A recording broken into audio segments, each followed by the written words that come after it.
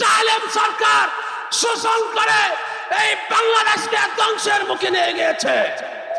আমরা প্রতিজ্ঞা গ্রহণ করেছে 11 দল জোটবদ্ধ হয়ে আগামী বাংলাদেশকে শোষণ মুক্ত বাংলাদেশ গড়তে চায়। এই বাংলার জমিনে আবার ফ্যাসিস্ট মাথাচাড়া করো,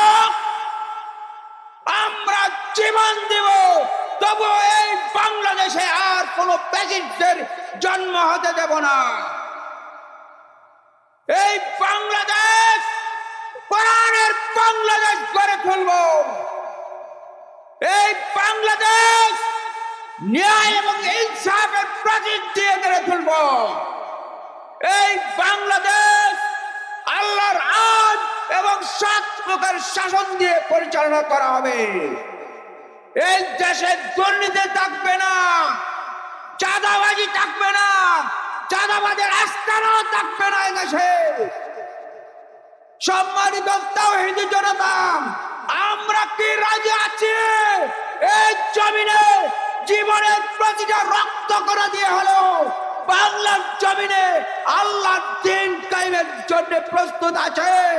আল্লাহর জমিনে আল্লাহর রাজ কায়েম করার জন্য, ইসলামকে প্রতিষ্ঠা করার জন্য আমরা মাথা উঁচু করে দাঁড়িয়েছিলাম।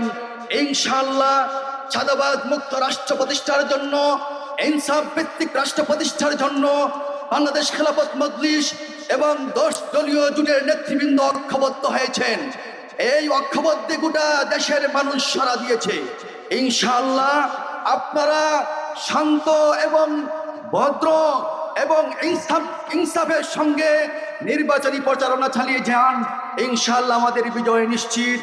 বিজয় আসবে, রিকশায় বিজয় হবে, ইনসাফের বিজয় হবে, বাংলাদেশের মুক্তিগামী মানুষের বিজয় হবে, দেশপ্রেমিক মানুষের মুক্তি হবে, স্বাধীনতা সার্বভৌমত্ব রক্ষা হবে, আমাদের সীমান্ত রক্ষা হবে, সীমান্তে আর কোনো মানুষ যেন হত্যার শিকার না হয়।